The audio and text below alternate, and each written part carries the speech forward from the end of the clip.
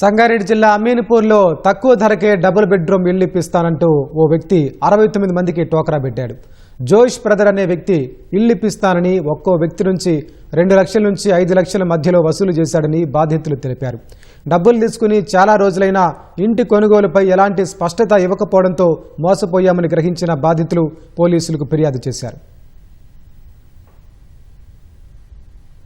మాకు జోజీ అనే వ్యక్తి తరఫున ప్రసన్న కుమార్ అనే వ్యక్తి పరిచయం చేసి కేసీఆర్ డబుల్ బెడ్రూమ్ ఇళ్ల గురించి 2021లో డబ్బులు 3,80,000 రూపాయలు తీసుకోవడం జరిగింది.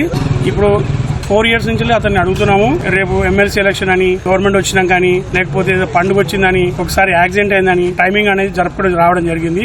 మేము గత కొద్ది రోజులుగా కొంతమంది బాధితులం అందరము ఒక గ్రూప్ క్రియేట్ చేసి ఆరా మొత్తం తీయగా 69 మంది డబ్బులు కట్టినట్టుగా బాధితులు ఉన్నారు. మేము ప్రసన్న కుమార్ అతని ఇంట్లోకి పోగానే వాచ్మెన్ పిలిపించి బెదిరియడము, కుక్కలను వదిలిపెట్టడము, మా మీద వేరే వ్యక్తులతోని ఫోన్ చేసి మీరు అక్కడ ఉండొద్దు, తక్షణమే వెళ్లిపోమని మాకు బెదిరింపు కాల్స్ కూడా వచ్చాయి. ఆ తర్వాత మేము ఎలాగని చెప్పేసి ప్రశ్న ఆశించడం జరిగింది. స్టేషన్లో కూడా కంప్లైంట్ ఇచ్చాము. మాకు ఇల్లు ఇప్పకుండా కనీసం మా డబ్బులన్నీ మాకు ఇప్పగలని మనం చేసుకుంటాం.